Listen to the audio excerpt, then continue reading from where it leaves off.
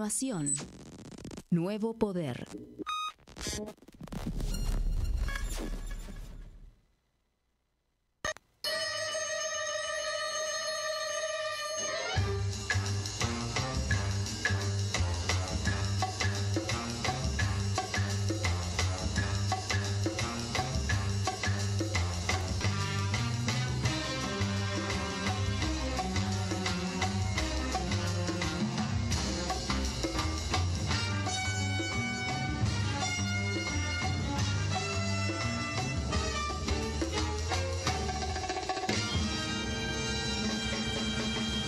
¿Ponerte esto o sin esto? ¿Cómo quieras? Estás al aire, Bueno, estás al aire. Ya estamos acá, amigos de Nuevo Poder, en un programa hermoso va a ser. Y la verdad que histórico dentro de nuestra humilde trayectoria. Estamos con el compañerazo Aníbal Ibarra, jefe de gobierno. Ahora vamos a explicar un poquito rápido su trayectoria. Doña Sonia. No, drones. Nosotros sabemos que no nos llamamos dones, sino drones. Drones. Viste que los drones, o sea, vos sos un dron también. A partir de que viniste acá, dron, porque viste el dron tiene la capacidad de los 360 grados. Sí, claro. Ver todo. Drones. Así que estamos con Dron Remigio y Doña Sonia. Y allá los compañeros de la producción, Guillermo y Alberto. Buenas tardes primero. ¿Cómo va usted, señor? Yo muy bien, haciendo un poco de política, perfil bajo, trabajando como abogado mucho, porque bueno, es mi hay que parar la olla. Profesión y sí. Hay que parar la olla también. Totalmente. Y después estoy asesorando en cuestiones legislativas, penales y al senador Parrilli, así que estamos ahí también trabajando ahí en el Senado un poquito. Pero bueno. Tuviste como asesor también del Banco Central, Banco ¿no? Central, sí, eso fue durante el gobierno anterior. El gobierno anterior, exactamente. Eso es interesante, de que también nos cuentes algunas experiencias, porque nosotros tenemos la idea, la fantasía de que cuando haya otro gobierno, el directorio del Banco Central sea una especie de presidencia colectiva, ¿no? Después te lo vamos a contar. Sí. Pero bueno, antes de meternos en nuestros delirios...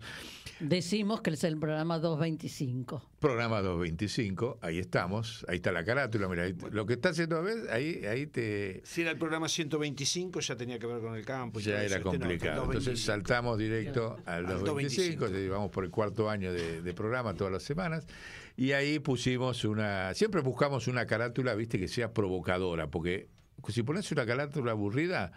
¿Viste cómo es este funcionamiento ahora del streaming? Que al momento del aire, ahora, por ejemplo, por ahí podés tener 100 personas escuchando, pero durante la semana, según cómo fue la carátula, llegamos a tener algunos casos de 7.000, 10.000, incluso uno de 30.000. O sea, si la carátula tiene gancho, ¿viste como los títulos en el periodismo?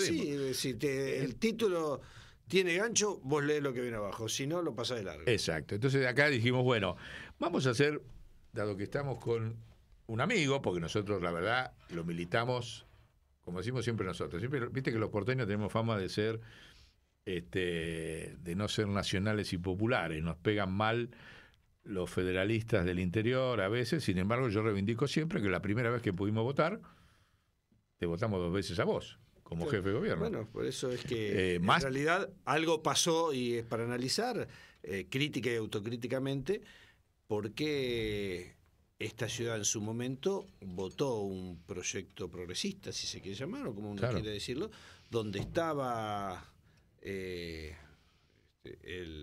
peronismo, digamos, más cercano, pero también había sectores radicales, había sectores del socialismo, se había logrado una confluencia, y había otros sectores radicales que estaban por afuera y había otros sectores del peronismo que estaban por afuera, pero se juntó con...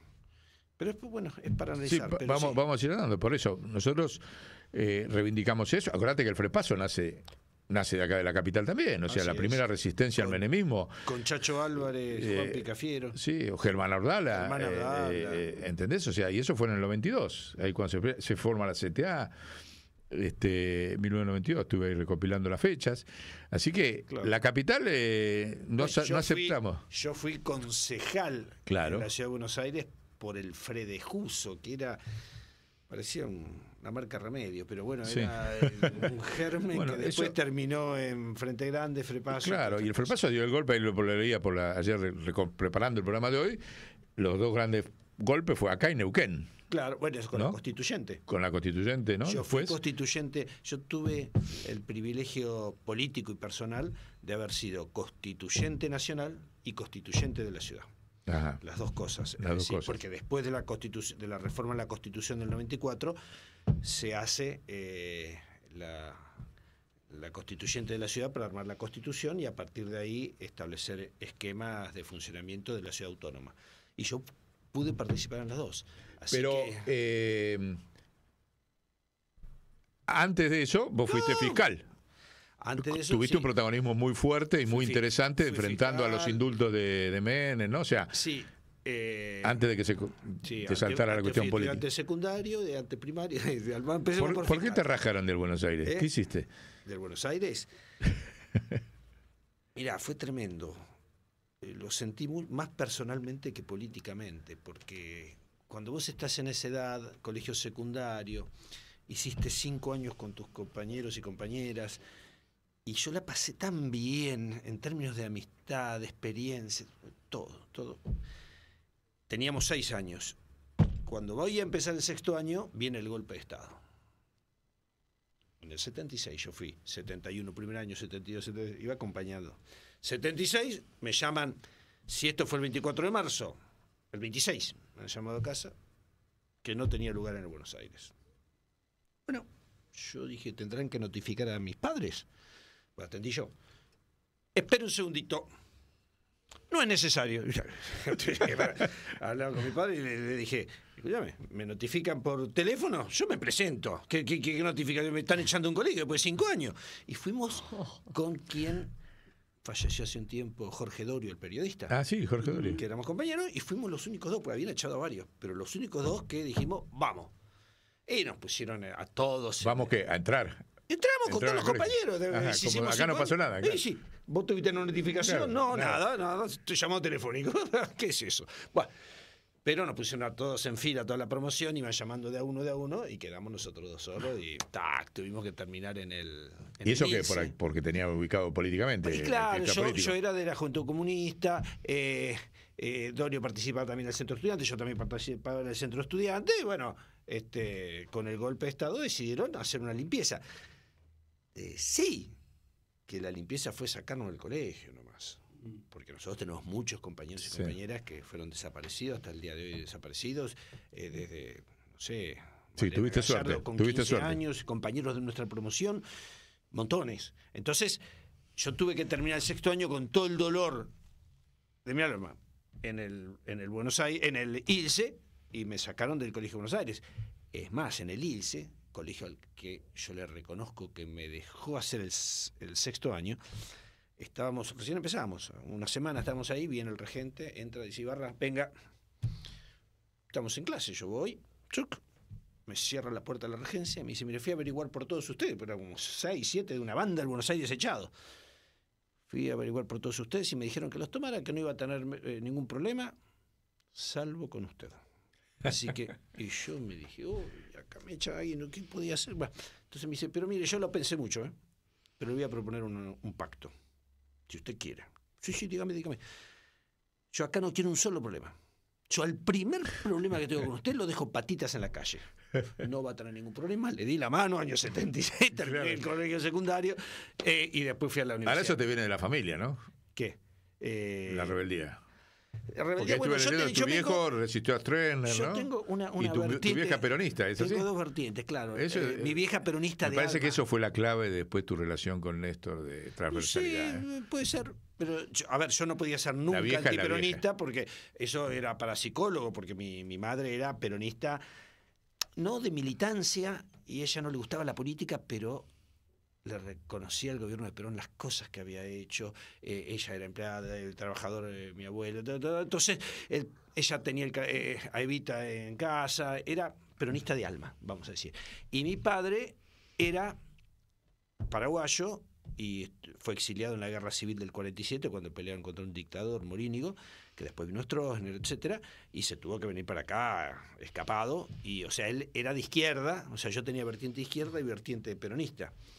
Y bueno, así nos formamos. En casa no era prohibida la política, ni mucho menos, y bueno, por eso yo tenía esa cosa de vertiente peronista por el lado de mi madre y vertiente de izquierda por el lado de mi... Y por eso te entendiste con Néstor. Después cada uno se deforma, no sé, porque tampoco uno después crece, pero llevaba eso en el alma, claro. Así que sí, no, con Néstor tuvimos una excelente... Y ahora vamos a hablar de eso. Para los chicos, porque toda esta historia tiene 20 años ya, ¿no? Más. ¿Qué cosa? Todo esto, el secundario tiene más. No, más. No, estoy diciendo. Sino que desde que vos dejaste la función pública por ahí, para los jóvenes no sos tan. Y yo fui el 2006, dejé como jefe de gobierno, que fue con el juicio político, así que casi 20 años. Después seguí como legislador 2 veces, o sea, seguí en la función pública. Claro. Pero como jefe de gobierno, como jefe de gobierno años casi. En el 2006. Y ahí, por eso le vamos a contar a los chicos jóvenes, que es a donde nosotros tenemos que trabajar muchísimo, que Aníbal, nosotros, aparte de apoyarlo en las 2 gestiones, en las 2 elecciones, incluso en la segunda hicimos, ¿te acordás? El Partido de la Revolución Democrática, Sí. Que ahí te voy a contar una letra, por ahí no la sabés. Sí, no, o sea, pasaron cosas, ¿no? Pasaron cosas, sí. Ahí está la boleta, mira, nos consiguieron la boleta de donde estamos nosotros, que iba a ir, fue Kravet, viste, ahí tuve un problema. Sí, claro. Estoy yo ahí de octavo, yo iba a ir de primer legislador y a los 5 minutos antes del cierre de lista, alguna mano negra me bajó al puesto 7 y entró Kravet de legislador. Pero el PRD, te voy a contar cómo nació. Sí. Un día estaban las elecciones, porque vos tenías ahí el balotaje. Sí. Y nosotros... Con Macri. Claro, con Macri. Y fuimos con Bonazo, en ese momento era el auge de Bonazo, ¿te acuerdas? Sí, me acuerdo. Con los libros, bueno, etcétera. Entonces vamos y decimos, mira, acá a Aníbal le falta una pata de la izquierda peronista. Entonces lo fuimos a buscar con Kravet a Bonazo. Le digo, Bonazo, vamos a hacer un partido. En la casa de él estaba la mujer de él, ¿te acuerdas? Que una gran compañera que murió muy joven, tenía su edad, pero murió de cáncer. Vivía ahí cerca de Villa Crespo. Claro, en Córdoba, ahí cerca de Villa Malcom. Ahí está, sí. Es el puente ahora de Juan B. Justo. Exacto, ahí, a 2 cuadras. Godoy Cruz creo que es. Y entonces nos juntamos ahí, digo, así, textual, digo, tenemos que hacer un partido para sumarle la izquierda peronista a Aníbal, porque le van a faltar esos 10 puntos de esa banda, viste, ya sabemos lo que es en Capital. Pero te parece, a mí me dijeron que ya está todo arreglado arriba con vos andá a pedirle a Néstor que nos ayude con todo lo que implica en todos los terrenos, y Néstor te va a decir que si te parece. Y estaba la mujer y dice, sí, tiene razón Guillermo, y estaba Diego Kravet también en ese momento, sí, tiene razón, yo creo que Néstor lo va a apoyar y qué sé yo. Bueno, yo voy. Y así fue, y Néstor le dijo sí, porque, palabra de Bonazo, no, ya tiene todo arreglado Alberto, que manejaba el PJ de Capital. Y entonces Néstor, hicimos el partido, que lo lanzamos de IMPA, vino León Gieco, vino todo, y nos pusimos a trabajar, y bueno, ahí sumamos, no me acuerdo cuánto sumamos al final, 6, 7 puntos, pero que ayudaron, y así fue el origen de... Todo aporte ahí fue central, el apoyo de Néstor. Porque ahí lo vencimos a Macri. Claro. Lo venciste, va. Claro, no, lo vencimos a Macri. Macri venía con todo, claro. Empresario exitoso, entre comillas, expresidente de Boca, que había ganado torneos y qué sé yo, y yo venía de la crisis 2001-2002. Sí, venía del frente. Eso. Y perdimos por un poquito menos de 4 puntos la primera vuelta, y después la segunda la ganamos por 7 puntos. 7 puntos. Lo que pasa es que él, con el padre, manipularon el conteo de votos. No que alteraron los votos, no, pero ¿qué hicieron? Cargaron todos los votos de los barrios donde le iba bien a Macri. Entonces la gente se fue a acostar a las 10:30 de la noche, donde me llevaba 10 puntos más o menos. Después, cuando entraron todos... ¿Ah, sí? Claro. Entonces nosotros denunciamos eso, porque él tenía el correo, el padre de... por el manejo del correo. Claro, mirá qué detalle. Interesante. Entonces, y claro, todo el mundo... Después Algunos leen, pero todo el mundo se fue con la idea en la cabeza que me Sí, ya había... está, claro. Y Al a la final mañana después está. perdió. Pero en la segunda vuelta, cuando ya habíamos denunciado todo eso, ¿qué hace? El tipo ya no podía manipular los barrios donde... ¿Qué hizo? Tenía un soft y entonces entró a meter mesas testigos, y le dijo al hijo, a Mauricio Macri, perdés por 7 puntos. Y sin haberse contado un solo voto oficial, con la pantalla en 0, porque todavía no había un solo voto oficial, Macri dijo, me retiro. ¡Pum! Y se fue. Nosotros no entendíamos nada. ¿Cómo? Todo eso. Claro, Ya le había informado, manipuló eso, Pero... porque él no quería estar sometido al conteo que yo y perder. Se retiró enseguida y yo no entendía nada. Y justo yo estaba con un periodista de La Nación que me estaba haciendo una nota y aparezco en una foto con los brazos en alto, que fue tapa, que es en el momento donde escucho que él dice... Claro, que se retira. Que se retira. Claro. Mirá, yo me acuerdo cuando le ganaste a Cavallo. O sea, vos le ganaste a Cavallo, a ver si estamos a los jóvenes que no tienen la memoria y a los viejos que se olvidaron. Sí. Entre la suma de los dos, así estamos, ¿no? En la capital y en general. Ibarra le ganó primero a Cavallo y a Vélez. Cavallo-Vélez era la fórmula. Cavallo-Vélez es el Opus Dei, ¿estamos de acuerdo? O sea, factores de poder que después ya sabemos cómo incidieron en la Argentina. Y le ganó. No me olvido nunca que Cavallo te gritó en la primera vuelta. Salió gritando que yo te cargaba. No, partisano te gritaba. Partisano sí. En la televisión, sí, todo no sé colorado. Me dolió más impotente. No, eso seguro que no. Ahí te puse la medallita. Partisano es una... No me podía ofender nunca con decirle partisano. Fíjense con qué personaje estamos y acá vamos a hacer una serie de fotos que ahí nos mandó. O sea, estamos ante un personaje político de la historia argentina que le ganó a Cavallo en la ciudad de Buenos Aires, le ganó a Macri en la ciudad de Buenos Aires. Y sin boleta arriba, ¿eh? Yo fui... Primero, nadie. Ningún presidente candidato estaba arriba, porque eran elecciones solo de la ciudad de Buenos Aires, y el que encabezaba la boleta era yo. Exacto, que después, por estas características que hablamos recién, de su historia familiar y de su personalidad, etcétera, etcétera, etcétera, Néstor eligió como uno de los pilares de la transversalidad. Ahora vamos a hablar después de la foto, vas a explicarnos un poquito ahí lo que recuerdes de ese tema, ¿no? La transversalidad, para los que no tengan, también los viejitos que se olvidaron y los jóvenes que no lo vivieron, Néstor tenía que enfrentar un peronismo en la Argentina que se había convertido en liberal. Después de la caída del muro dijeron, hicimos liberales. Sí, en la CGT, etcétera. Entonces, diseñó la transversalidad para recuperar a la clase media, ampliamente considerada, y que se vuelva allá con el peronismo. Esa fue la estrategia de la transversalidad, que había personajes, estaba, así como estaba Aníbal, estaba Juez de Córdoba. Luis Juez, Sabatella, Wiener también, cierto. O sea, Néstor apostó ahí muy fuerte. Sí, Juez estaba entusiasmadísimo con Néstor en ese entonces. Por eso, por eso es interesante lo que nos va a contar ahora. Pero quiero que entiendan que cuando él ganó estas posiciones que estamos diciendo, nosotros quedamos, es decir, este muchacho anduvo siempre por las cumbres, ahora vamos a ver por las altas cumbres. Pongamos las fotos ahí que nos mandó, porque ahora encima de seguir luchando en la política se hizo alpinista. Yo dije, ¿cómo? Un tipo alpinista. Ahí lo tiene, mirá, ¿dónde estás ahí?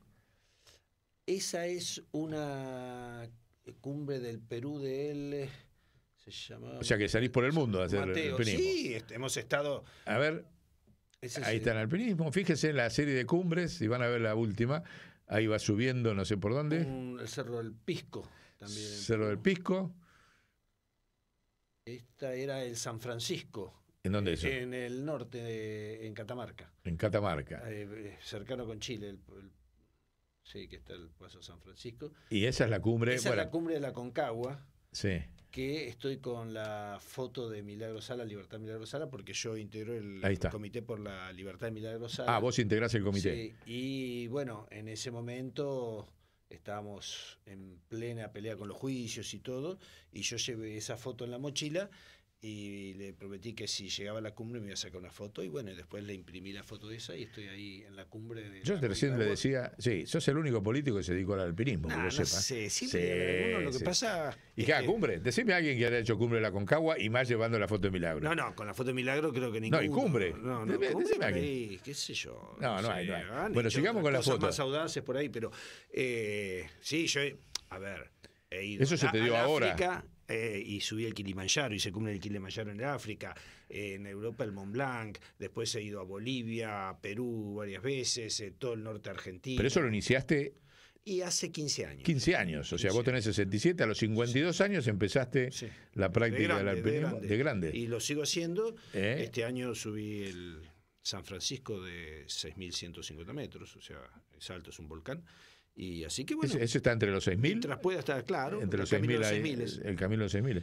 Es dificilísimo ahí, ¿no? Esa zona también. No, ¿Es muy no. alto o no? Bueno, a ver, Bueno, si vos estás entrenado, no. No, y hay que aclimatarse, subir, bajar para que el cuerpo se aclimate a la altura. Yo no puedo ir de la ciudad de Buenos Aires y subir a 6.000 metros porque me colapsa todo. Claro. Entonces subís uno primero de 4.000 y pico, después uno de 5.000, etcétera, etcétera, y después tirás el 6.000. Entonces es lo que es la aclimatación, que es lo que uno tiene que hacer en todo, cada vez que va a subir a la altura. Aún así, te puede pegar un poco la altura, pero bueno, ya con eso recuperás el cuerpo enseguida, después recupera y uno ya se va conociendo. Y bueno, después disfruta porque uno ahí arriba ve paisajes que si no está ahí arriba no los ve nunca. No lo veo. Es decir, lagunas con Horizontes. color esmeralda, con las montañas rodeándola, cóndores que pasan por arriba tuyo, Cóndores. zorros.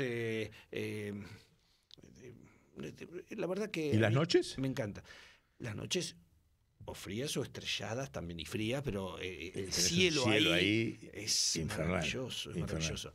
Y dormir en carpa, cocinarte, tiene toda una cosa de acompañamiento, de amistad, de naturaleza, de desafío físico. Y bueno, hay veces que no llegás a la cumbre porque por motivos mal tiempo o porque te cansaste o lo que fuere, que forma parte también de, como todo, jugás al fútbol, ganás y perdés, Sí. es así. ¿Vos seguís jugando allá en la Sigo jugando en el todos los sábados Nacional al Buenos fútbol. Aires? Sí, este año suspendieron el torneo del Nacional Buenos Aires, ¿Ah, sí? hasta el año pasado sí, y juego De todos los los sábados en, Ajá. en otro torneo de Ajá. cancha de 11. Así que, y después, siempre empiezo tempranito o tarde después de la jornada, o hago natación, o salgo a caminar 6 Todos los días te prácticamente entrenas algo, todos los días haces algo. Ahora sigamos con las altas cumbres, pero pasemos a esta cosa que por ahí la mayor parte de la gente no la conoce, que se ha convertido en... Una cosita Sí. de lo que hablaban antes, ¿no? Cuando Sí. ganaste, cuando se ganó, ya era siglo XXI. Sí. No, digo para los jóvenes, que no estamos hablando de allá lejos, perdido, pero, hace tiempo. ¿qué Ya era en pasa? este siglo. ¿Qué pasa? Uno también está referenciado en tanto salga en los medios masivos de comunicación. Si uno no sale tanto en los medios masivos de comunicación, va perdiendo esa... el otro día estaba andando en bicicleta, se me enganchó una bolsa ahí en la cadena, qué sé yo, y justo pasó una chica, unos 40 años, más o menos, en bici, también me dice, se te enganchó, qué sé yo, Ibarra, yo con el casco, todo, no sé cómo me reconoció, pero bueno, gracias por la gestión. O sea, hasta ese target en términos de edad, digo, puede haber todavía referencia a aquel entonces, pero un chico que tiene 22 años, por más que no haya sido tanto en la historia lo que pasó, ya uno no estuvo en estos años en los medios masivos de comunicación, etcétera, entonces va perdiendo la referencia. Además que antes tenía rulo, pelo negro, y ahora tengo poco pelo y blanco. Entonces también uno va cambiando, o sea, no es el mismo. Entonces hay también una... No, pero digo como fenómeno también de todo ese reunir a diferentes sectores políticos. Bueno, ¿no? eso creo que es un debate interesante que nos debemos y una... Para adelante. Claro. ¿Que ¿Vas a tener protagonismo en ese debate? Yo voy a debatir, no tengo ningún problema, y estoy con perfil bajo en la política, en el Frente Grande, y formamos alianza ahora con todo lo Fuerza Patria, digamos, con kirchnerismo, peronismo y otros sectores en la Ciudad de Buenos Aires para estas elecciones. Pero es necesario debatirlo porque acá en la Ciudad de Buenos Aires hay mucho gorilismo. Esto es, así es un dato de la realidad. Se ha agudizado. Sí, y es un antiperonismo que por ahí hasta incluso de gente que puede compartir objetivos que vos tenés para la Ciudad de Buenos Aires. No digo con una visión liberal así o derechosa. No. Y sin embargo pueden ser progresistas y son antiperonistas y se pueden asociar. Les pesa más ese antiperonismo que determinados objetivos comunes que pueden tener. ¿Qué pasó? Yo no venía del peronismo, más allá de esta mezcla padre-madre, digamos, venía más o menos de la izquierda, y se permitieron votarme muchísimos. A mí me votaron sectores del radicalismo, un montón. Ahora, en tanto uno se identifique más... Bueno, vos llevaste de vicejefa a Felgueras, que era radical, ¿no? A Tellerman. Bueno, pero Tellerman venía del peronismo. Claro. Pero Felgueras no, era radical. Fíjese lo que era radicalismo hace también. Y cuando el radicalismo, en una elección, ¿no? Ya ni me acuerdo, me pierdo. Bueno, creo que la del 2005 o 2003. Bueno, no me acuerdo, 2003. Que quería nuevamente tener la vicejefatura, yo no, y él lo puse a Tellerman, jugó por fuera y creo que sacó 3 puntos. Y no era que dejó de haber radicales, el Partido Radical no los representaba. Entonces, acá puede haber esa transversalidad, pero también hay paredes que son de prejuicios ideológicos como el gorilismo o el antiperonismo. Entonces uno tiene que darse una estrategia porque se trata de ganar. A ver, nosotros, si hubiera ganado Santoro en las últimas elecciones... Que no se tendría que haber bajado para mí del balotaje. No sé qué pasaba, Pero bueno, es otra historia. No importa. No importa. Lo cierto es que la suma de Libertad Avanza más el PRO, más Larreta, más Marra, era una suma descomunal. O sea, no rompimos esa, vamos a decir, esos 2 tercios derechosos, si uno puede decir, contra el tercio. Y sin embargo, yo cuando confronté con Cavallo saqué prácticamente el 50%. Entonces, algo nos pasó y perdimos muchos sectores que los ganaron ellos. Bueno, pero ¿vas a ser protagonista en revertir eso? No, bueno, sí, yo soy todo lo protagonista que sea, yo no le escapo al protagonismo. Ya que hablamos de protagonismo, preparemos las fotos de las otras cumbres que tuvo para las generaciones que no conocen la historia. Tengo la tranquilidad que no busco protagonismo por mirarme el ombligo o por el ego personal. Entonces, estoy tranquilo en eso y puedo participar, participo, avanza, voy acá, lo que fuere, y puedo discutir y voy a cualquier lado. Pero no desde el punto de vista lo hago porque quiero ir allá a este candidato. No. Entonces, es como que estoy más libre en esa reflexión, en ese debate, en esa participación. Uh-huh. Y por ahí hasta más sincero con uno mismo, de no digo que esté mal lo otro, para nada, pero no hay nada detrás, no hay ninguna otra intención escondida en ninguna... Vos me habías mandado en un momento una encuesta que te daba que para la gente que vivió tu época te recuerda como el mejor... Sí, a ver, ¿cómo es eso? Sí. Bueno, en la no para los jóvenes que no lo vivieron. ¿Cuándo fue el mejor jefe de gobierno? ¿Qué sé yo? Yo estoy arriba, por lo menos en un par de encuestas que me habían acercado y que por supuesto no hicimos nosotros porque yo no encuestas, no hacía ni siendo jefe de gobierno. Así que es que nuestro gobierno fue bueno, hicimos mucha obra pública, no endeudamos. A ver, si yo digo, ¿saben cuántos bonos en dólares emitimos como deuda? Cero. O sea, no endeudaste la provincia, la ciudad. A la ciudad. La única deuda que tomé fue para una obra que fue el Maldonado, el entubamiento del Maldonado, con fondos del Banco Mundial, ya no me acuerdo, para países en desarrollo, que la tasa era 0,7. O sea, nada. Sí. Y estaba ahí, está dentro, y está hasta el día de hoy, está dentro porque se hizo con ese financiamiento, más con financiamiento de capital. Fue lo único. Después, nunca.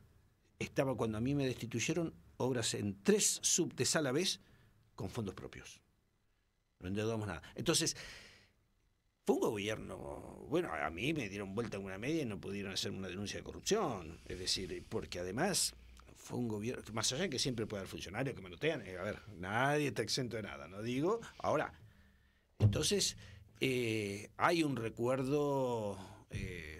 ahí como jefe de gobierno, bueno, ahí vamos a ver un poco la foto. Como jefe de gobierno le diste la medalla a Fidel, ¿no? A Fidel. Contanos, hagamos una secuencia rápida para que... Y ahí te tenemos con Néstor. Ahí es el 24 de marzo cuando se rescató la ESMA. Eso es en Cuba. Ajá. Ahí, ¿por qué estoy yo y por qué está Fidel atento? Porque no, yo estoy escribiendo en un lado y él está atento. ¿Qué le estás enseñando a Fidel? Había que enseñar a Fidel. ¿Cuál es? No. Fidel es un tipo maravilloso, que además yo le quisiera preguntar todo y que hable él. Pero Fidel, ¿qué hace? Te pregunta. Y vos me estás preguntando a mí. O sea, tiene esa cosa. Entonces, ¿qué me preguntó? ¿Me puedes explicar cuál es la diferencia entre provincia de Buenos Aires y Ciudad de Buenos Aires, etcétera? Y entonces, yo le hice el mapita, ahí le estoy haciendo el mapa, diciendo, bueno, acá está la Ciudad de Buenos Aires, yo gobierno acá, y esta es la provincia, donde están tales ciudades importantes, y esto es de un gobernador, y después tuviste una cena. Esa es la cena. ¿Esa es la cena? Esa es la cena. ¿Cuánto duró la cena? 7 horas, 9 horas, desde las 10 de la noche a las 7 de la mañana. Yo había ido a Cuba después de ganarle a Cavallo, como para despejarme un poco después de la mansadora, que es una elección tremendo. Entonces fuimos con quien era mi esposa en ese entonces. No, ni siquiera era mi esposa, no. No sé por qué salió el siquiera, pero no era mi esposa. ¿Por qué? Yo había estado casado con ella 8 años, tuvimos 2 hijos, nos separamos y nos divorciamos con sentencia judicial 5 años y después volvimos a estar en pareja 3 años. O sea, era concubino de mi exmujer, por así decirlo. Y en ese momento es que vamos ahí a la cena con ella y con mis 2 hijos. A tal punto que le contamos esto a Fidel. Ustedes no están casados. Bueno, yo casaba en la Sierra Maestra ahí a los combatientes, qué sé yo, así que yo los voy a declarar. Hice una ceremonia ahí, nos declaró marido y mujer. Mirá Fidel Castro. Qué interesante. Sí, así que los casó Fidel. Sí. Mirá, ese es un dato, volví a poner ahí. ¿No tenés una foto de ese momento de casamiento? No. Bueno, pero mirá vos. Bueno, es de la foto ese día, un par de horas después, estaba siendo casado por Fidel Castro ahí en Cuba. Ajá. Y estaban tus hijos. Estaban mis hijos, claro, eran mano a mano con él, porque no era una delegación. Yo había ido como jefe de gobierno electo a Cuba a descansar. Se enteraron que yo tenía un cariño por Cuba y una admiración por Fidel Castro, etcétera, y me llamaron para la cena, si quería compartir una cena, pero tuvimos que ahí arreglarlo como pudimos, nos vestimos porque no estaba planificado en nada y bueno, a las 10 de la noche nos encontramos con Fidel y a las 7 de la mañana ya había amanecido, nos fuimos y tengo fotos en las escalinatas bajando a las 7 de la mañana y después, ese mismo día, me armó una reunión con toda la gente de educación a las 5 de la tarde, 6 de la tarde, ya no me acuerdo, para que me explicara el sistema de educación en Cuba, con lo cual yo creo que era un domingo, me habrán odiado los cubanos de educación. Estaban acostumbrados. Sí, no sé. Bueno, así que esa fue la experiencia. ¿Y de ahí lo invitaste a venir? ¿Y le diste la medalla o fue después? Él después vino, después de eso, y ahí hicimos un acto, etcétera, donde yo hice un discurso también de mucho compromiso, nada especulativo, que me acuerdo que La Nación me sacó una nota medio castigándome por lo que había dicho. Y seguro. ¿Esos amigos? Sí. ¿Vos tenés cada amigo también? No, amigo, no, digo. Y bueno, así, después lo vi, tengo una foto maravillosa, que creo que la mandé, ¿eh? ¿Cuál? Estoy con Chávez y... Sí, ahí está, ponela también, sí. Ahí está. Esa es. Ahí está. Chávez. Tenés que creer que yo soy el del medio, viste, con pelonero, todas esas cosas, pero bueno. ¿Pero eso dónde es? Chávez y Fidel Castro. ¿Por qué? Porque yo a Fidel Castro lo conocía de entonces, pero a Chávez, este es el día que asumió Lula. En Brasil. En Brasil, la primera asunción de Lula. Yo era jefe de gobierno, no era presidente, con lo cual yo iba caminando, y todos los presidentes iban en autos, y veo una multitud de 40 personas. ¿Quién es este que está yendo ahí? Entonces era Chávez. Entonces yo me quería acercar otro día, salí de acá. Y entonces le grito, Chávez, soy el alcalde de Buenos Aires. me escuchó, me dice, se abrió la custodia, yo pasé. Y Chávez es un encantador de serpiente, me puso la mano en el hombro, me preguntó por Chacho Álvarez, por esto, Bueno, y después estaban en el salón super VIP ellos, y yo pude entrar, no voy a decir cómo, me colé en el super VIP, porque yo estaba en un VIP, pero no en el super VIP. Entré ahí y los veo, y claro, a Fidel Castro lo conocía de la cena esa, y a Chávez de hacía 15 minutos. Y con lo cual me acerqué, los saludé a dos y me sacaron esa foto maravillosa que otra cumbre, con el eje del mal. Y dale sí, con la cumbre con el eje del mal. Con el eje del mal estuve. Así que fue muy linda esa foto, nada, una historia. Y después, por supuesto, con Lula tengo un montón también. Sí, hay una con Lula. Esa con Lula. Sí.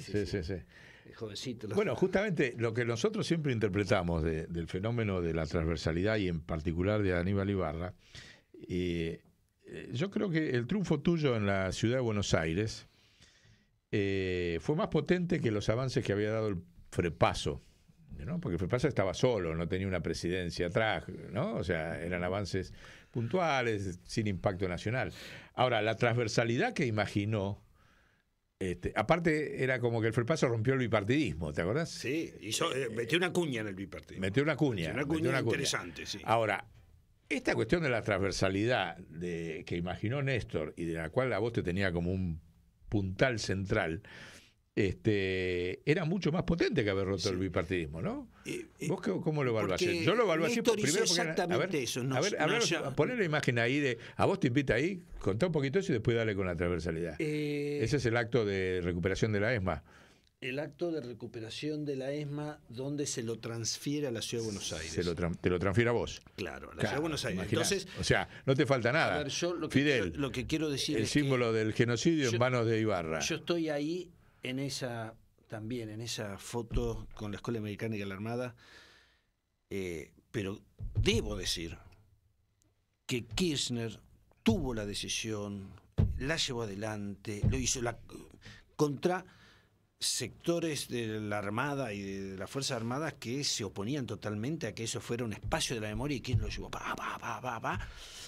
y dijo, lo transferimos a la Ciudad de Buenos Aires, y ahí yo participé en el acto, hablé en el acto, pero los galones, la medallita, toda y medallota. Acordate que Menem la quería vender y hacer un desarrollo inmobiliario, ¿te acuerdas? Bueno, son para Néstor. Y yo estuve, cuando lo visitamos por primera vez con sobrevivientes, me acuerdo que estaba Basterra, bueno, había varios sobrevivientes, que entrábamos ahí en la ESMA y se acercaron padres de jóvenes que estudiaban en la escuela de la Armada ahí, o sea que eran para ser militares, estudiaban en un colegio. Y entonces yo, cuando se empezaron a acercar, yo dije, no se van a acercar. Y Kirchner dijo, fíjalo, que se acerquen, que vengan. Y se le acercaron a decir que preocupación por la educación de los chicos. Y él le dijo, mire, no se preocupe por la educación porque vamos a encontrar otro lugar y lo van a poder desarrollar y van a poder estudiar todo. Así que eso se lo garantizo yo. Ahora, esto va a ser un espacio para la memoria, porque acá ocurrió le dijo todo. Y a mí me generaba esa admiración de que el tipo no tenía miedo a nada. Otro podría haber dicho que no se acerquen y no tengo que vengan, y les dijo lo que le tenía que decir con mucho respeto, pero se lo dijo tan firme como respetuoso. Adentro de la ESMA fue eso. Adentro de la ESMA, ahí entrando para ver, y después íbamos, lo que era Capuchito, estaban los que luego eran desaparecidos, torturados y todo, y ellos mismos, los sobrevivientes, nos iban contando todas las cosas, dónde estuvo Norma Rostito. Bueno, fue una visita tremenda. Sí, recuerdo, fue un impacto nacional. Sí, que yo siempre tuve también con el tema de derechos humanos un compromiso muy fuerte. Bueno, nosotros impulsamos lo que es Sí, vos como fiscal impugnaste el indulto en la parte de niños, impugné el indulto de la 3A y de... Sí, yo siendo fiscal, claro, ¿cómo cambia la historia? A ver. Por el contexto político. Cuando Menem manda el primer indulto, que no era a los supercapos, sino, por ejemplo, a mí me tocó, porque yo era fiscal de Arguindegui, el que era ministro del Interior. Y el procurador, que había sido docente de Menem, que yo, nos manda una instrucción a todos que no cuestionemos el indulto y que hagamos todo lo posible para aplicarlo. Mandan una orden. Y en la Argentina, de todos los fiscales federales que teníamos causas con el indulto, que no eran tampoco tanto, pero de todo, solo 2 nos opusimos, desobedecimos la orden y planteamos la inconstitucionalidad del indulto, que nos sumariaron, nos pidieron la cesantía, todo, porque no era nada. Uno era Hugo Cañón, que era fiscal de Cámara de Bahía Blanca, que después murió en un accidente, etcétera, y otro, quien está acá siendo reporteado. Entonces, eso, y tuve una presión tremenda para que no cuestionara el indulto. Sí, no sé si te imaginas tanto. Por ejemplo, Moreno Campo. ¿Bancó? No que bancó. No quería que presentara el indulto. Ah, ¿no? No. Ah, no sabía, mirá. No, quedó en el imaginario colectivo. Pero bueno, y yo a pesar de eso, hasta lo dejé, no solo planteé la inconstitucionalidad, sino que dice, después de que firmé este escrito de inconstitucional indulto, recibí órdenes verbales del doctor Moreno Campo para que no lo cuestionara. Más allá de que estaba firmado, entre una instrucción verbal o una instrucción y la Constitución, prevalece la Constitución. Por lo tanto, ratifico mi dictamen, pero le dejé a salvo que él me había dado la orden, porque él decía, yo te doy listo, lo escribí y lo mandé. ¿Cómo será que el abogado de Arguindegui, que defendía al represor, cuando fue a Cámara, dijo, yo con Ibarra no tengo nada que ver ideológicamente, pero tuvo lo que hay que tener para pedir la inconstitucionalidad? No como Moreno Campo, que estuvo en el juicio, pero después vino a avalar los indultos. Así que no era una defensa. Ah, mirá vos, no sabía ese giro, no lo tenía registrado. Sí. Mirá vos, qué impresionante. Bueno, y sí, después estuve ahí. Yo mismo pedí estar en una comisión para investigar los casos de los chicos secuestrados durante la dictadura. Ahí conocí mucho a Chicha Mariani, que era la presidenta. ¿Chicha la conociste? Sí, tenemos una relación divina. Porque empezamos cuando el banco de datos genéticos recién comenzaba. Yo me acuerdo de ir a sacar sangre con un auto, metiéndonos en provincia de Buenos Aires, detrás de una tranquera, porque había un familiar, y con una enfermera del Durán sacándole sangre para... Como fiscal hacías eso. Como fiscal, claro. Entonces ahí después la conocí a Estela también, con quien tuve una relación hermosa también, y ahí trabajé todo el tema de derechos humanos. Pero además, a mí me marcaron 2 cosas. Una, todos mis compañeros y compañeras que fueron secuestrados del colegio, que yo los conocía, del colegio, de jugar al fútbol, de compartir la promoción. ¿De los 2 colegios? No, del Buenos Aires. Del Buenos Aires. Del Buenos Aires. ¿A Slemenson lo conociste? No, a Slemenson no lo conocí. No. Era mi jefe. Y después que tengo una prima desaparecida, prima hermana, hija de una hermana y papá, que se la llevaron ahí en julio del 76 y que continúa desaparecida. Así que yo venía con mucha carga personal también con ese tema. Y bueno, por eso, siendo jefe de gobierno también... Bueno, lo del Parque de la Memoria, vos fuiste un protagonista. Llevamos adelante el proyecto del Parque de la Memoria, sostuvimos mucho Teatro por la Identidad, también...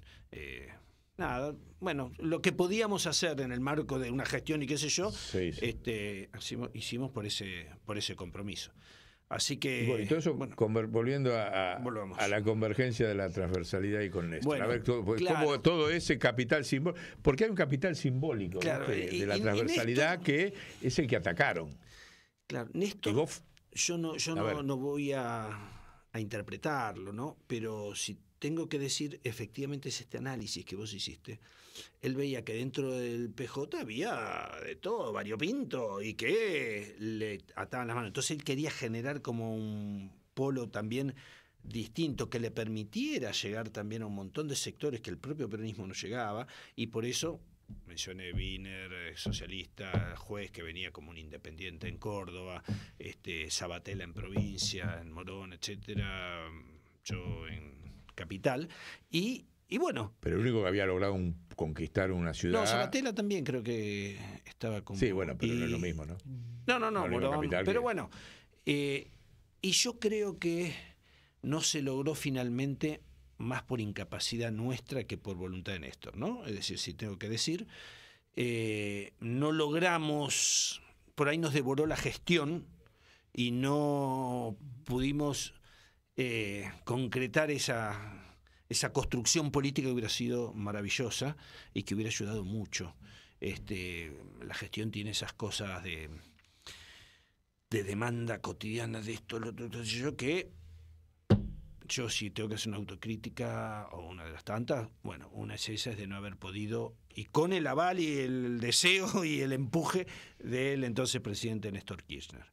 Pero bueno, estuvimos ahí y como digo, pasaron los años, muchísimos, y hay algunos que algunos que no están, y algunos que cambiaron de bando, hay otros que estamos en la misma vereda. Lo que vos decís con respecto a la autocrítica, yo te aporto algo más desde esa mini experiencia del Partido Revolucionario que dio con Balazo, porque ni bien ganamos, vos sabés que yo tengo un bilieto con el Barba Gutiérrez de Quilmes desde los 70, sí. Y él tenía el Polo Social, que formaba también parte, ¿te acordás? Sí. Que lo había fundado Farinello y demás, y era un partido nacional. Traté de que se fusionen los dos. ¿Te imaginas? Yo nunca busco ningún cargo en ningún lado. Digo, che, loco, Bonazo con un partido y el Barba con el otro, viniendo de la misma historia y qué sé yo, ¿por qué no se fusionan y hacemos un partido nacional para reforzar la transversalidad? No lo logré. Claro. Increíble. O sea, por una cuestión de figuración. Eso abonando un poco esto lo que vos decís de que hay una parte de la responsabilidad nuestra, ¿no? Ahora... No, por eso, porque no le puedo echar... decir, bueno, Néstor no fue claro. No. No, te abrió todo el juego. Así como yo, la verdad que Néstor, yo lo quería mucho. Contame las mejores charlas con él. No, más que charlas. Por ejemplo, a ver, yo era jefe de gobierno. Tenía una estructura importante administrativa, direcciones generales, secretarías, ministerio, organismos descentralizados, un montón. ¿Sabes cuánta gente me pidió Kirchner que nombrara en la Ciudad de Buenos Aires gente de él? ¿Te das cuenta? Cero. Escucharon, ¿no? Ahora, a ver, repetí eso porque... No, o sea, ¿te das cuenta lo que era construir poder? Son cosas que por ahí no se saben, pequeñas, pero que marcan. A él le interesaba la política, pero no el carguito para uno. Entonces, no me decía, ¿por qué me decía Aníbal, quiero un ministerio para... Y yo saludo a uno, a ver, buscaba alguno bueno, dame algunas opciones para qué sé yo, y hubiera facilitado, porque era un tipo de confianza, era un tipo ideológicamente, lo conocía, y todo bien, ni uno. Mirá vos. Me dice, vas a dar un dato fuertísimo. Sí, muy bueno. Así que...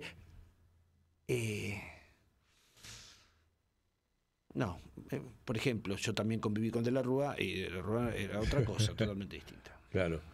Quiero hacer una pregunta. Sí. Con respecto a esta actitud de Néstor, ¿sí? ¿Puede ser que lo guiara en la política la actitud de servicio? De servicio al pueblo, digo, ¿no? Eso es servicio al pueblo, por ahí me cuesta asimilarlo. Sí debo decir que era un tipo de fuertes convicciones, que cumplía con lo que decía y que no iba al poroteo. Es decir, en esto de a los la cargos. chiquita. A ver, me acuerdo otra. Cuando vino Lula, que lo invitó a Calafate, Lula venía con su ministro de Economía, que ahora no me acuerdo el apellido, y me dijo que yo fuera. Me invitó como delegación a ir allá, y yo, chocho, fui ahí. Y cuando paseamos con un barquito por ahí por el lago, él dice, la corte no puede ser gente que esté asociada a uno, hay que poner gente capaz, independiente, y yo decía, me vas a poner a tu amigo, qué sé yo, ¿no? Y después fueron Zaffaroni y esta mujer que no me acuerdo, y cumplía con eso. Es decir, el tipo tenía esas convicciones, como tuvo la convicción de los derechos humanos, de rescatar la misma. Bueno, iba a la Fuerza Armada, al Ejército en un acto y le decía de todo, no les tengo miedo. Es decir, el tipo era así. Sí, ¿te acuerdas una que le dieron vuelta a la cara, ¿no? Que están en formación. Sí. Algunos le dieron vuelta a la cara. Pero él iba contra eso y la verdad que era un ejemplo de militancia desde un lugar de poder central, ¿no? Así que yo tengo un excelente recuerdo de todo. Incluso me acuerdo cuando estaba en el balotaje con Macri. Macri me había ganado. Y él, en la primera vuelta. Claro, el presidente jugarse con uno que después perdía. Entonces hacíamos un acto donde entregábamos a la Policía Federal patrulleros o cuatriciclos, porque como no era la policía de la ciudad, yo les daba elementos porque cuidaban la ciudad. Entonces con recursos propios de la ciudad le compraron. Y lo hacíamos en el medio del balotaje y venía Néstor como presidente, pues recibía el gobierno nacional el equipamiento que compraba la ciudad. Y medio que lloviznaba, estaba feo, espantoso, y me acuerdo que Vélez, que estaba ahí en el ministerio, me dice, no va a ir Néstor. Yo va a ser leído como que me solté, claro. Chau, en el medio del balotaje. Bueno, vamos a tener que vamos. Y llegó Néstor. En el medio, una foto, y era el respaldo político. El tipo se jugó, claro, sí. Políticamente, aunque yo había perdido por 3,5 puntos, qué sé yo, en la primera vuelta, y bueno, se jugó políticamente, aún no sabiendo cómo decir que después salimos y ganamos por 7. Pero yo le reconozco eso, no especulaba, iba y jugaba. Y decime, esta carátula que imaginamos nosotros, ¿es muy loca? Volví a ponerla para... ¿Qué carátula? La carátula, nosotros decimos la carátula del programa, ¿viste? Esa.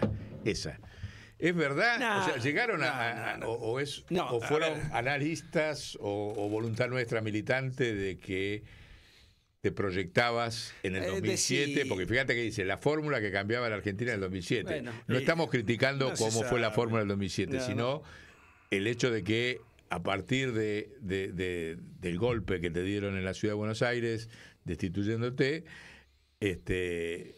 Néstor quedó un poco en manos otra vez de los sectores más no sé, retrógrados del peronismo. Decían que yo iba a ser candidato ¿Eso no lo llegaste a hablar? Vicepresidente, no. Pasó lo que pasó. Yo tenía esperanza que me dijera que sí. No, puede ser ahora. Digamos, todo era posible. De todas maneras, yo creo que por eso hubo muchos factores que condujeron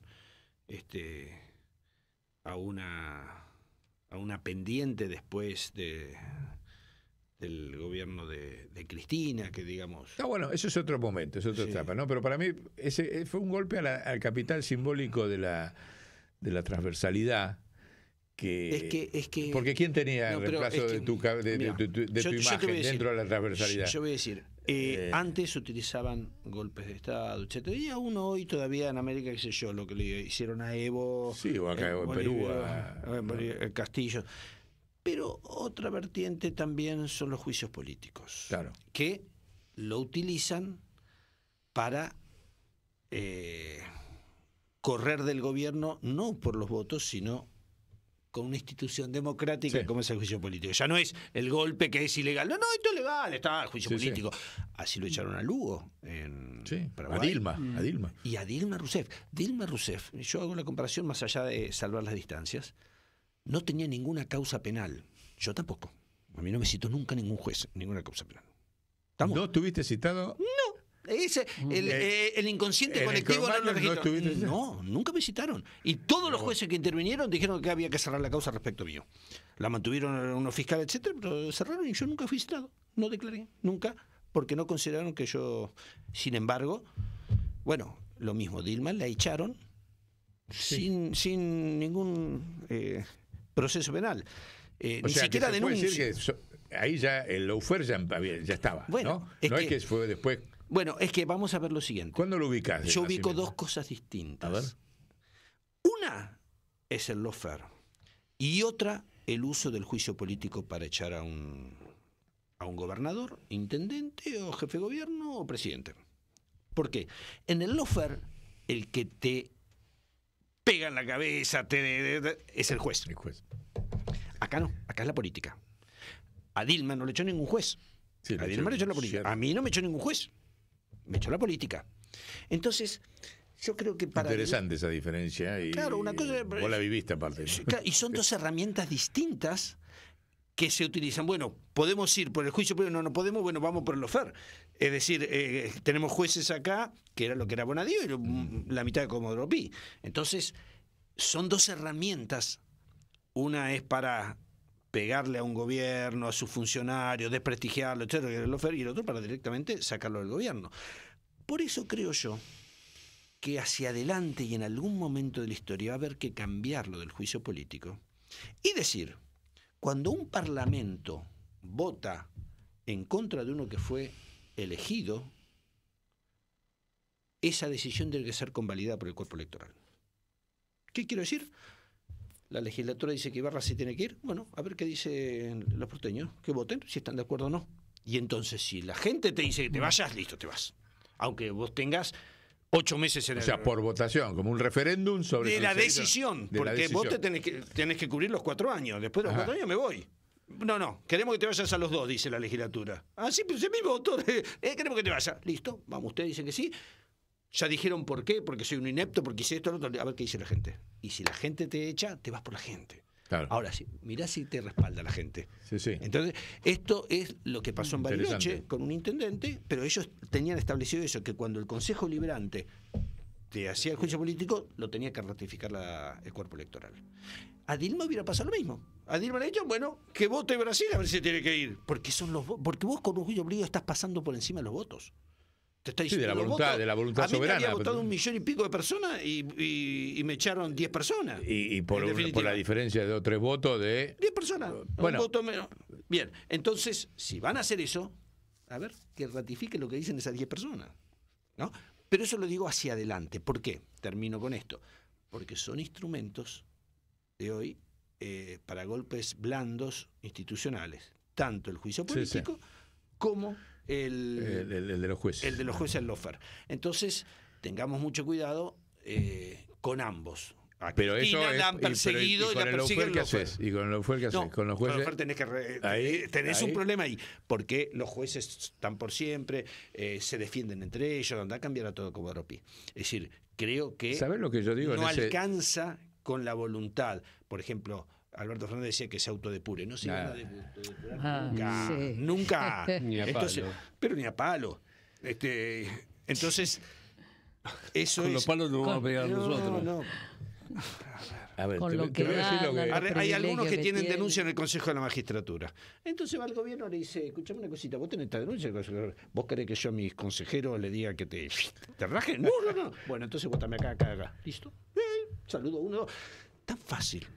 Pero esta es básica, sencillita, Bonadío no necesitaban que le dijera nada. Ya era militante propio. Ya tenía su... Ya sabía lo que tenía que hacer y lo hacía. Es más, ni le pedían y hacía por más de lo que querían. O sea, inventaba acá o cualquier cosa. Entonces, es muy difícil el lofer, aunque se puede pelear porque puede haber jueces acá, jueces allá, pero con la Corte como está ahora, casación, es muy difícil. Ahora, como fiscal, te hago una pregunta que yo se la hice a los abogados que son amigos, o incluso a algunos que nos defienden, o incluso para también, no solo en defensa del deber, sino de la impunidad. Nosotros trabajamos mucho el tema de la impunidad monopólica, ¿viste? La ley de defensa de la competencia. Y pasa exactamente lo mismo. Ahí ya no es político, sino que para defender un abuso monopólico, siempre el juez termina interpretando los intereses del monopolio y no de la denuncia. O sea que no es solamente un planteo que es que te voy a preguntar. ¿De dónde nace ese poder de los jueces? ¿Dónde está escrito? ¿Dónde se puede limitar, como vos decís, en el caso del juicio político, ese poder de selección, interpretación, discriminación o borrado de pruebas? No. ¿De dónde surge? No, porque es lo que pasa. Ya te digo, no solamente en los FUER, sino para atacarlos. Yo soy abogado. Por eso he participado en casos donde la propia fiscalía me planta un testigo falso, que es un delincuente, que ellos lo tienen procesado por delincuente, pero lo hacen pasar por testigo para... O sea, esta cosa es delictiva y la hacen. Entonces, el tema es que hay distintos niveles, está el juez de primera instancia, está la Cámara, eventualmente... Sí, pero esas cuestiones de apelación, nunca el de arriba, porque si no, se te corta la carrera que viene de abajo. Yo lo tengo vivido. Sí, claro. Entonces, es muy difícil. Por eso digo, es casi más difícil. Claro, el otro, como decir, apelás a que el pueblo vote, Si y se da el neutraliza. pueblo, si no, no. A ver, a mí me marcaban encuestas que había 60 y pico de % que decían que yo tenía que continuar con el mandato. Es más, salieron a mojar la oreja, vamos a hacer un plebiscito para que se vaya. Yo dije, dale, vamos al plebiscito. Sí, me acuerdo, y después sí. se borraron Se todos. borraron. ¿Por qué? Porque sabían que perdían. Claro. Entonces fueron contra la opinión de la gente. ¿Por qué? Porque tenemos a 10 legisladores, es más fácil que 1 millón de personas. Claro. O 1,5 millones. Entonces, eso habrá que reformarlo para adelante. Ahora, el sistema judicial es tremendo. Y es muy difícil. Mucho más. Es mucho más difícil. Entonces, no podés. Ahora, ¿La fórmula de México? ¿De elegir los jueces? A ver. Y, a ver, te pregunto ahora. ¿A mí? En este contexto político. Sí. Se ¿Acá? eligen los jueces y entonces te dicen, vamos a ir a meter a todos presos, todo esto, y casi torturarlos. Van a ganar esos. Entonces, el voto no te garantiza, en términos judiciales, que haya jueces progresistas. Es decir, yo tengo mis reservas. No estoy de acuerdo con esto y lo otro me genera... Digo, a ver si estamos... Esto es como decir ahora, vamos a una reforma constitucional. Se juntan el PRO, la Libertad Avanza y no es una constitución donde instalan el liberalismo constitucionalmente. Entonces... Sí, el clima social determina todo. Entonces es bravo eso, porque la otra es pensar que el voto transforma todo positivamente. No lo tendríamos a Milei. ¿Estamos? Entonces no transforma todo positivamente. Claro. Y si hubiera habido votos para jueces en ese momento, ganaban todos los jueces propuestos por Milei. Entonces, lo que hago yo es poner un signo de interrogación. O sea, yo no me caso con esa solución. Tampoco digo que yo, porque acá estamos muy mal. Bueno, algo hay que hacer. Pero no es que esta es la salida, porque no estoy tan seguro que sea la salida. Ahora, la revocatoria de mandato no es una forma también de tanto para jueces como para funcionarios, para quien sea. Tenés que juntar tantos firmas convalidadas, esto que te apelan, que te impugnan, qué sé yo, y te pasó el mandato más o menos. Es como, está puesto, decime cuánto se aplicó. ¿Está? ¿Existe? Claro. Yo pensé que No, sí. que no estaba. Sí. Estamos, Así que, no. Esa impotencia me dejó preocupado. No, A ver. muchacho, es decir, Un hombre que hace cumbre, decime cómo resolvemos la cumbre judicial. no, esta es la disputa por el poder. En definitiva, estamos disputando poder. El poder judicial forma parte de esa disputa por el poder, o por lo menos los sectores claves. Sistema federal, Corte Suprema, contencioso administrativo donde litiga el Estado. Entonces, es una disputa por el poder. Acá de lo que... Vuelvo a poner el ejemplo que dije antes. Cuando era Menem, solo 2 fiscales nos opusimos al indulto. Cuando estaba Néstor, el 60%, 70% del Poder Judicial, adelante con los juicios, la verdad. ¿Y qué había pasado en el medio? Cambió el contexto político. Lo que tenemos que hacer es cambiar el contexto político. Ujú. Es decir, cuando asumió Alberto, hubo algunos funcionarios judiciales que estaban decididos a presentar la renuncia porque dijeron acá nos matan.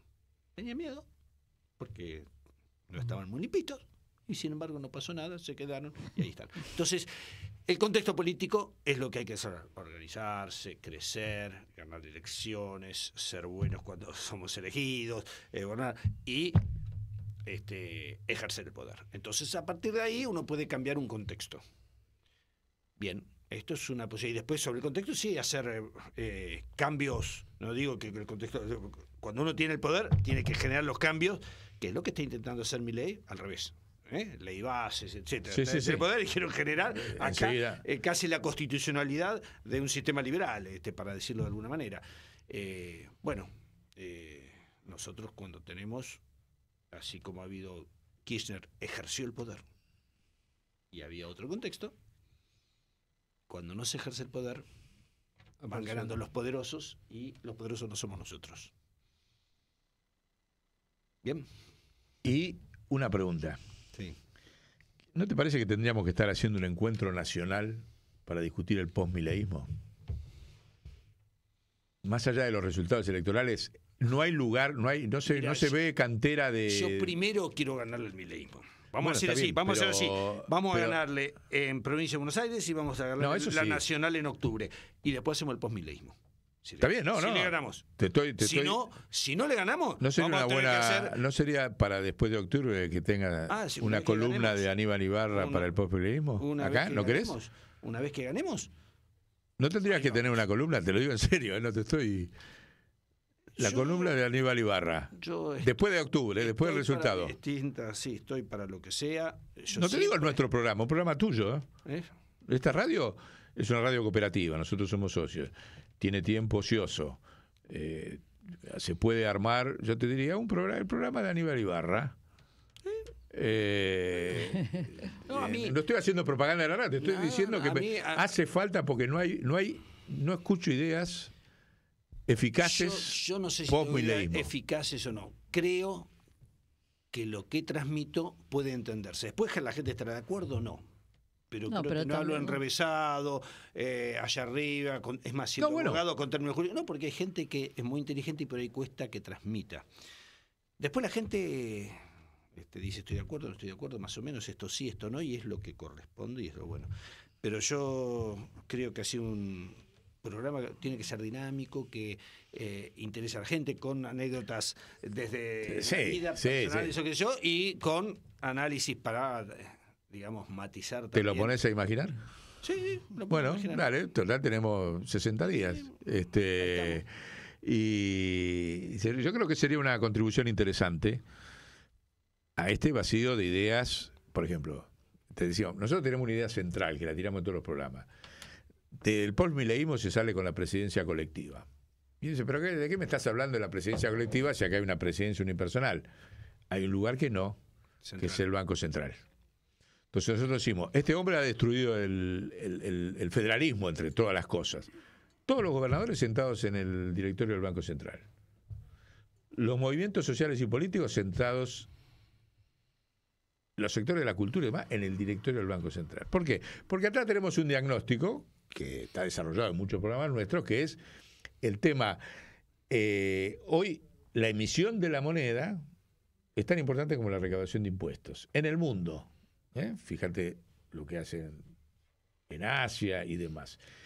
Y la clase y los gobernadores y toda la clase política queda atada a la discusión de la cuestión de impuestos, déficit, y la otra pata te la dejan libre. No solamente que es por donde sabemos que se fuga todo y la deuda.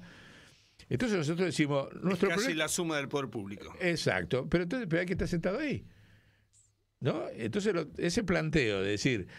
Por eso te dije al principio del programa, cuando recuperé un poco así tu trayectoria reciente, vi que habías estado como asesor del Banco Central, bueno, tenés una base, llévatela como una idea posible, es decir, porque ahí equilibrás el poder, porque si no, vos te vas a que el gobernador tiene que terminar lo que estamos viendo, levanta la mano porque el otro maneja siempre su puesto. Le promete una rotundita en el pueblo. Entonces, ¿desde dónde se reconstruye que todos los gobernadores estén sentados? Es más, yo hasta tiré al presidente, me animé a decir que el presidente tiene que ser infram del Banco Central. Por una cuestión de estabilidad. Por una cuestión, claro, ¿viste? De continuidad. Bueno, por ahí tienes razón. Aparte, el presidente del Congreso del Partido. Sí. Bueno, pero pensá, nosotros por lo menos la militamos ese día, la ponemos siempre, ¿viste? Como un eje de donde. Porque es tan grande lo que hay para hacer, después de que te destruye todo, que un solo tipo o tipa o lo que sea, no te acuerdo, vos lo sabés. Necesitas un poder colectivo. ¿Desde dónde lo vas a construir, ¿no? Entonces ahí también tenemos interpretada, en base a esta experiencia que te digo de la Ley de Defensa de la Competencia, que es la ley que nunca se usó en el Banco Central y forma parte de la Carta Orgánica del Banco Central. Te pongo un dato en esta investigación, que son 30 años que tenemos experiencia, incluso de haber ganado fallos en la Corte, en la Corte de Menem, a favor, ¿Pues? La Comisión de Defensa de la Competencia suiza, cuando se monta el euro, los suizos dijeron al estilo, nosotros no entramos. Y todos los bancos, ¿viste? El Deutsche, los bancos franceses, todo, no, ustedes van a entrar. Y le empezaron a hacer maniobras especulativas contra para obligarlos contra el franco suizo. Los tipos desempolvaron la Comisión de Defensa de la Competencia, investigaron a todos los bancos, le dijeron, acá se ha detectado que estos bancos, hicieron movimientos especulativos contra la moneda nacional. ¿Te suena? Un poquito análogo. Le suspendemos la matrícula. Toda la Comunidad Europea retrocedió y hoy sigue siendo franco suizo, soberanía monetaria de Suiza. Digo, está bien, quédense afuera. ¿Sé quién me lo contó? Que lo tiene estudiado a fondo. ¿Lo conoces? Un ex director del Banco Central, Pedro Vizcay.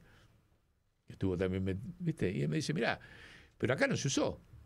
Otra, te digo. Y la Carta Orgánica del Banco Central tiene previsto eso.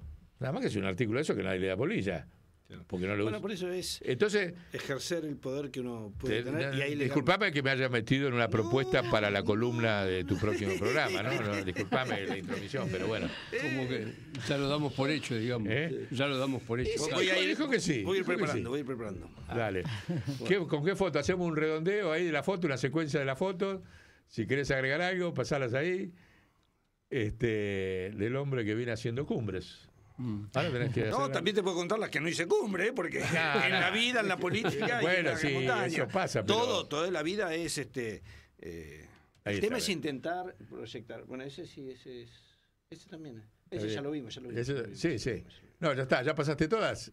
Bueno, entonces, hace una secuencia mientras... Esa yo soy el segundo, el que estoy ahí. ¿Y va siempre el mismo grupo? No. Vamos cambiando, tenemos un grupo estable. Un grupo de montaña Canea y... ¿De montaña? Canea. Centro andino del noreste argentino y bueno, estamos de todos lados del país. Ahí tenemos chilenos también que... ¿Ah, sí? Sí. Es multinacional Y sí, pues nos vamos conociendo con otros y van incorporándose. Así que... ¿Y al Turquino no subiste allá? Tenés que ir al Turquino ahora. No. Allá en Cuba. No. Donde estaba... No, ese bajito. Cuba, es bajito, ese. Bueno, al lado de eso... Ojo que toda montaña tiene sus... El Lanín es bajo. Sí. Anda a subirlo también. Tiene el tiempo, la distancia que tenés del campamento hasta la cumbre. Es bravo también. Fui la primera vez, no lo hicimos, y fui la segunda vez y lo hice. Así que a veces no por alto es más difícil, o no por bajo no es fácil. No por bajo es fácil. Bueno, Aníbal, un gustazo, la verdad. Yo les agradezco espero que haya... Yo me llevo la desilusión. Yo quería que me dijera así. Que la fórmula del 2007 íbamos camino a eso. Muy presuntuoso de mi parte. Pero si él te lo dijo. Yo sí. Pero lo que importa era de acá para adelante. Sí. Ahora. No, ya sé. Hay que pelear, ganar políticamente. Hubiese sucedido. Yo creo que si seguíamos a ese ritmo, bueno, por eso hubiese pasado, aunque aprovecharon políticamente la tragedia, ¿no? Nació Macri. Políticamente, ¿no? ahí nació Macri. Ahí hubo algunos que se dieron vuelta mal, ¿no? Sí. De los propios. Todo el mundo. Pero también estaba el que me traicionó en la lista, Diego Kravitz, que no jugó bien ahí. Y ahora por eso ya está desde donde entonces, está. Por eso está donde está ahora. ¿No? Él tuvo un protagonismo importante en esa traición que lo destituyó. Y lo digo acá porque... Y clave fue el que era vice mío, Tellerman. ¿Cómo? Tellerman. Que también, sí. Bueno, después fueron fórmula. Fue todo del PRO. No, y después hicieron la fórmula, ¿te acordás? Tellerman Kravitz. Hicieron un intento después. Tellerman estuvo directamente implicado en el golpe. Pero bueno, así se escribe la historia y estamos de pie, peleándola y haciendo cumbres. Intentando hacer cumbres. Ahora vamos a hacer cumbre del Banco Central con la presidencia colectiva. Vamos a ver. Mirá que vas a tener, con esto que dijiste, con la columna lo puedo desplazar a Infran de la presidencia. No. Prefiero un lugar más tranquilo. Ahora Infran tiene un competidor. Prefiero un lugar más tranquilo. Bueno, campeón. Un abrazo. Muchas gracias. Saludos. Radio con Aguante. Piezas de realidad. A partir de este